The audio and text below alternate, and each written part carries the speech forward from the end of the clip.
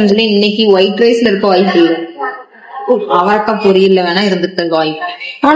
White ரைஸ்ல புழு இருக்க வாய்ப்பு இல்ல, அவரக்காய் பொரியல்ல வேணா இருக்கலாம். நம்ம கோயம்புத்தூர் நவ இந்தியால ஹிந்துஸ்தான் ஆர்ட்ஸ் அண்ட் சயின்ஸ் காலேஜ்ல நேத்து நைட் ஒரு ப்ரொடெஸ்ட் நடந்திருக்கு. அந்த ப்ரொடெஸ்ட் எதுக்காகன்னு பாத்தீங்கன்னா, ஒரு ஸ்டூடெண்ட் ஹாஸ்டல் ஸ்டூடெண்ட் வந்து ஹாஸ்டல்ல இருக்கிற ஃபுட் சாப்பிட்டு இருக்காங்க. அந்த ஃபுட்ல புழு இருந்திருக்குன்னு சொல்லி போய் அங்க ஹாஸ்டல்ல இருக்கிறவங்கள்ட்ட கம்ப்ளைண்ட் பண்றாங்க. அவங்கள்ட்ட போனா அசால்ட்டா பதில் சொல்றாங்க. அவங்க போய் அந்த போட்டோ காமிக்கிறாங்க மேம் கிட்ட.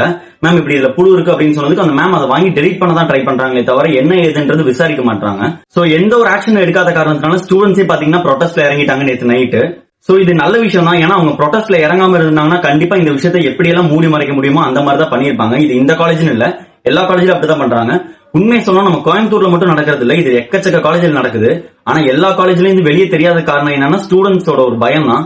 என்னன்னா ஸ்டூடெண்ட்ஸ் ஏதாச்சும் ஒரு ப்ரொடெஸ்ட்ல இறங்கிட்டாங்கனாலோ அதுக்கான ஏதாச்சும் ட்ரை பண்ணாங்கன்னா காலேஜ் ஏதாச்சும் ஒரு ஆக்ஷன் எடுத்துருவாங்கன்ற பயத்தினாலதான் இன்ன வரைக்கும் எந்த ஸ்டூடெண்ட்ஸும் பண்ணாம இருக்காங்க. நிறைய விஷயம் நமக்கு வெளியே தெரியறது இல்ல.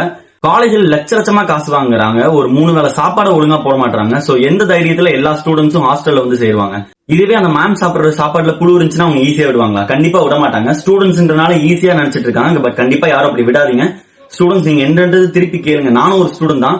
சோ நீங்களும் திருப்பி கேட்டீங்கன்னா தான் அதுக்கான பதில் என்னன்றது கிடைக்கும். சோ அந்த மாதிரி ஈஸியா விடாதீங்க. இந்த வீடியோ யாராச்சும் பாத்தீங்கன்னா கூட கண்டிப்பா ஒரு 2 to 3 நாள் ஞாபகம் வச்சுப்பீங்க, கண்டிப்பா மறந்துடுவீங்க.